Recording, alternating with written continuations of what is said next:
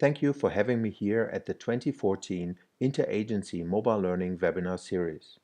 I also like to welcome our audience to this morning session on patterns of mobile learning.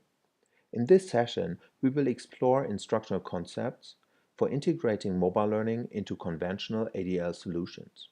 And we will also learn about several concepts from mobile content delivery, blended learning, to mixed reality simulations, although not precisely in this order.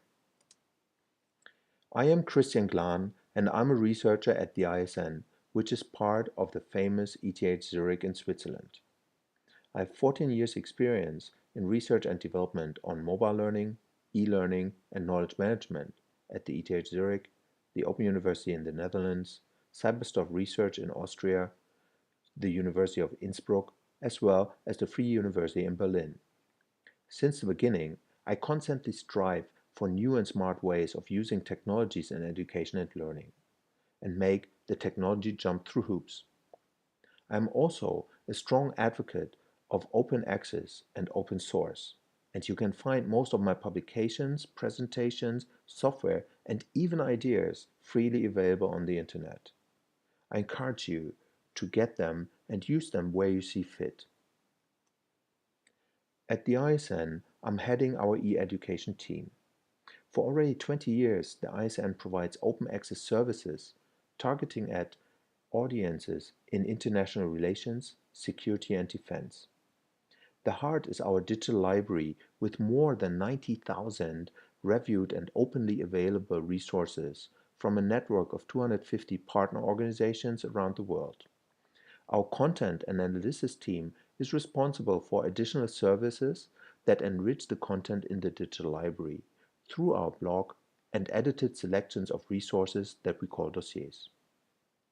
Our communities team is responsible for interacting with our partner organizations and our user community through newsletters, social media, and face-to-face events. The ISN e-education's ADL mission is to develop and to promote tools and strategies for introducing technological information for the organizational education and training in international relations, security, and defense. This definition includes the development of technologies, instructional designs, training, as well as management strategies for ADL. In other words, we help these organizations in developing, adopting, and maintaining ADL solutions. When I joined the ISN in 2012, it has just started focusing on linking mobile technologies to ADL as part of the NICOP-funded project New ADL Delivery Channels. The project addressed the integration of new technologies into the established ADL practice. And the most prominent technology today are mobile devices in all their forms and shapes. So our initial question was, what is so special about mobile learning? As it happens, a few years before, my colleagues at the Open University and I asked ourselves the very same question. And in an international expert study, we found three main concepts that are specific to mobile learning. These are, firstly, the access to learning through mobile devices. Secondly, contextual influences on learning with mobile devices. And thirdly, orchestrating mobile learning in and across contexts. Related to the last concepts, we find aspects such as personalization, collaboration, organizational management, as well as the technologies themselves. From this perspective, the ISN project's mobile delivery channels clearly fall into the cluster access to learning. However, since then, we advanced our concepts way into the contextual orchestration cluster. The ISN's mobile learning activities ground on a long history of working together with the ADL initiative. When the ISN started its e-education in 1999, the ADL initiative has just launched the first iteration of its SCORM specification, and together we successfully promoted the technological and the conceptual adoption of the standard in European defense organizations from within the Partnership for Peace Consortium's ADL working group. SCORM provided the first interoperability standard for distributing self-study material across virtual learning environments and learning management systems. Today, practically all educational technology systems support SCORM as part of their core features. However, ADL is no longer limited to delivery channels for self-paced online learning courses. Today's learners and their organizations find themselves in a converging network of information technologies. This has also led to much critique on SCORM. Early 2013, the ADL initiative has launched the Experience API, or short, the XAPI specification, in order to overcome some of the well-known limitations of SCORM. The XAPI defines a protocol for exchanging learning experiences between educational systems. These systems can include conventional virtual learning environments, e-portfolio systems, HR and competence management, simulations, and last but not least, mobile learning apps. At the ISN, we adopted the XAPI for our first mobile app and started to explore the educational design implications for integrating mobile learning into conventional ADL. In the course of this development, we looked at the concept of the 8 learning events, which can be used to structure the nature of learning activities as part of an overarching instructional design. These events include receiving, debating, exploring, creating, experimenting, imitating, practicing, and reflecting, which is also known as meta-learning. We found that with ready-to-use mobile apps, we already can support 4 of them with little or no technical skills required. And these include practicing, receiving, exploring, and debating.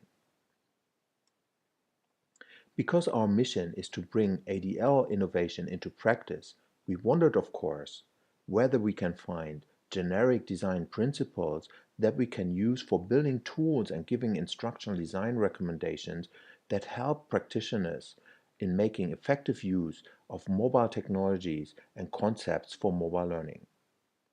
In our opinion, the best way to approach this challenge are design patterns that practitioners can easily apply for using E and M learning concepts and theories in their practices.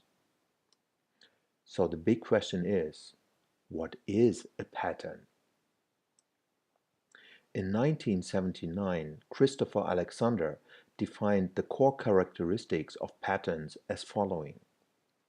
Each pattern is a rule which describes what you have to do to generate the entity which it defines. And later on, he defines each pattern is a 3-part rule which expresses a relation between a certain context, a problem, and a solution. Since its early application in architecture, the concept of patterns has been adopted by many areas of technology-related research and development, as well as educational technology. So, in the course of our project, we looked at 3 separate types of patterns. Firstly, activity patterns, supporting patterns, and connecting patterns. These patterns can empower practitioners to integrate mobile technology into their ADL practices as well as into their classroom trainings. Let's have a look at these patterns. Firstly, activity patterns.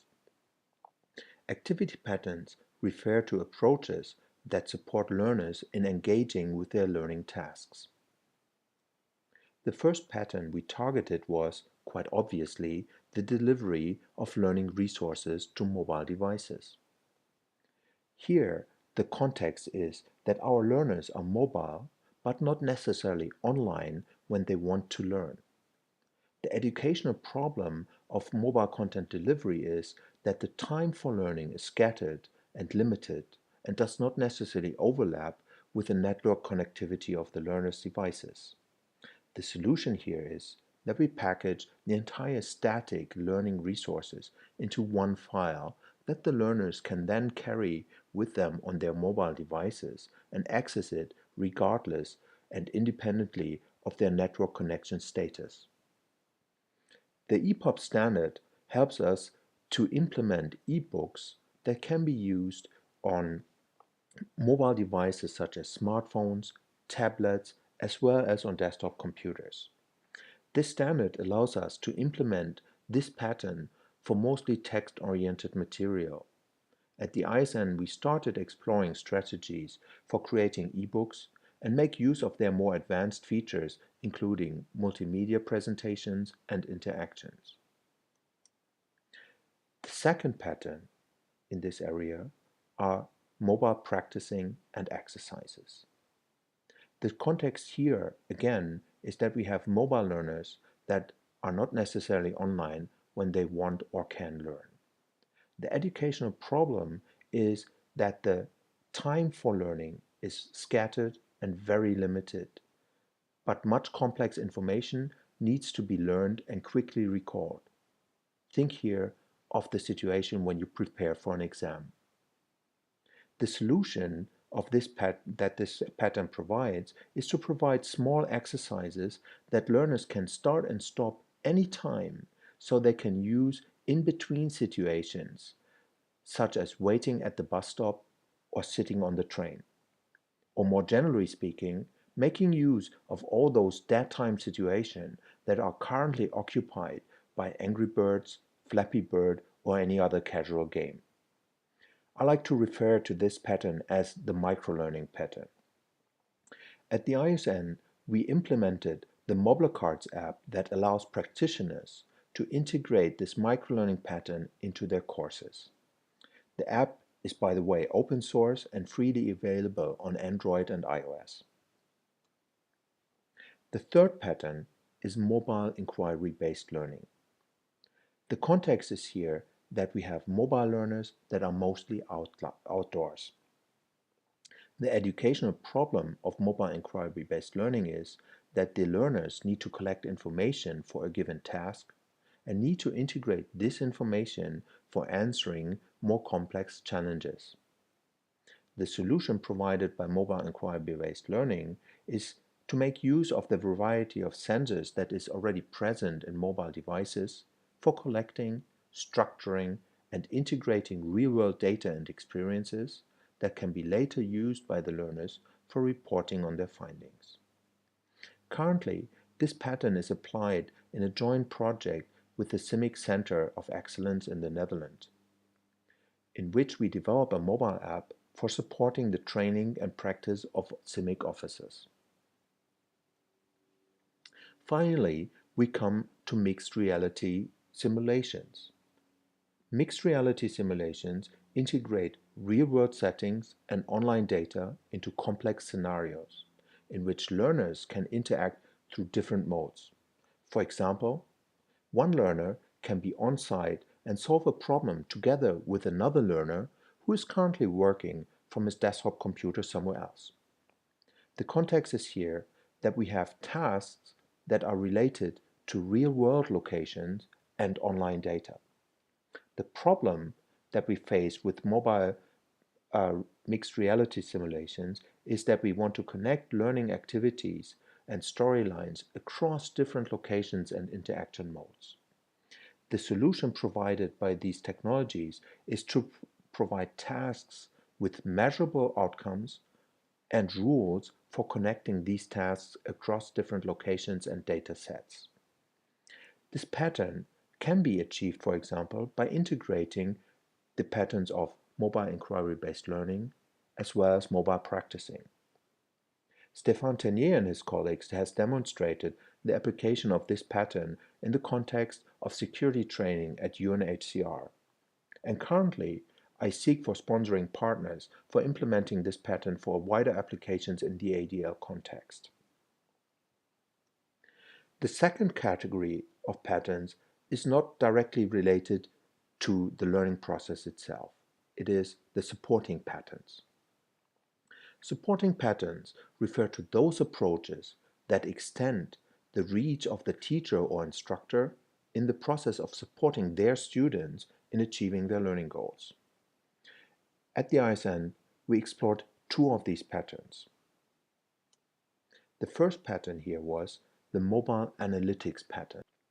The first supporting pattern is the mobile analytics pattern. Here, we have a context of mobile learners that are not necessarily online, and we face the problem that these learners require feedback on their learning process in order to define and realign their learning strategies with their learning goals. The solution of this pattern is to provide statistics that enable learners to monitor their learning process directly on their mobile devices, regardless of their connection state. This pattern is one of the many learning analytics patterns that can be used as reflection amplifier and that had been in-depthly explored by Dominic Verpoorten and reported in 2013. The ISN Mobile Cards app showcases the use of such statistics on mobile devices, and these statistics work also when the student is completely offline. The second pattern is the integration of mobile's learning badges and portfolio. Here the context is that mobile learners need to be motivated in order to stay on task, because it's not necessarily the case that just because they use a mobile, that they are immediately more motivated for learning because of that. So the educational challenge here is to encourage learners and acknowledge their learning achievements as they take place. The solution offered by this pattern is to define a set of medals together with rules that define what learners have to do in order to achieve these medals, and the learners' mobile devices can implement these rules and issue the medals as soon as the learners meet their preconditions. In e-learning speech, by the way, we call these medals learning badges. We integrated this pattern into our Mobile Cards app. When the X API has been released in 2013, I explored how we can use this protocol to exchange learning badges between mobiles, virtual learning environments, and e-portfolio components, and how we can connect it to the concepts of Mozilla's Open Badges specification. If you like, I invite you to go forward to my weblog where I explained how this concept works. Finally, I want to touch the concepts of connecting patterns. Connecting patterns refer to those approaches that allow the integration of mobile activities with conventional ADL and classroom training. In this category, we analyzed the mobile blended learning pattern. This pattern has the context of learners that change from online, face-to-face, and mobile experiences and tasks. This leads to the educational problem that not all technologies and communication modes are available or even suitable in the different contexts in which learning takes place. This pattern offers the solution by creating learning activities and resources that are appropriate for the different contexts the learners find themselves in. It requires the alignment of these activities and resources to the technologies that are most appropriate or available in the given context. For example, it does not make much sense to ask students to discuss in an online discussion forum during an outdoor activity when the forum is only available on computers in a computer lab, while services such as WhatsApp provide a more immediate and convenient way for exchanging ideas outside. This pattern refers to the contextual orchestration cluster of mobile learning. Mobile blended learning refers to the combined approach of distinct activities and tools in different settings. The important aspect of this pattern is that information technologies are not presenting the same tools on all device classes, but make best use of the device capabilities in the context of their application. In our last year's NICOP project, we explored how we can integrate mobile learning activities with conventional online and blended learning environments. In this research, we identified 3 control mechanisms in conventional learning management systems that help to implement parts of what Wong and Loy call seamless learning. These mechanisms include timed activities, linked activities, and activities for groups. Timed activities define the availability of learning resources in order to present or hide them from the learners. For example, this allows to implement flipped classroom scenarios. Linked activities allow us to use constraint on the basis of other activities in a course, such as getting special tasks depending on the score that has been achieved in a prior test. And finally, we have activities for groups that make use of the grouping or role features that is present in most learning management systems, which allows teachers to sort students into different groups and assign specific tasks to them. We use concepts of the new ADL training and learning architecture and the X API in order to showcase this pattern in real-world courses. Coming to the end of this presentation, I'd like to give you a couple of things to remember and take away from this session. Firstly, mobile learning is not just a delivery channel, but it goes way beyond traditional ADL. Secondly, new interoperability standards help us to shape new forms of ADL.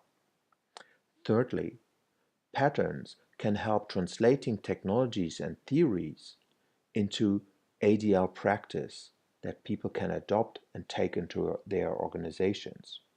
And finally, conventional ADL systems, such as learning management systems, already hold the seeds for mobile learning. Coming to the end of my presentation, I'd like to thank you very much for your attention, and I also like to thank the ADL Collabs and the Office for Naval Research Global for generously supporting our research. On this slide, you find my email address as well as the links to my Twitter account, SlideShare, and my own weblog, the ISN homepage, and our open source repository. Please refer to this information in order to find out more about our work and our tools. Thank you very much.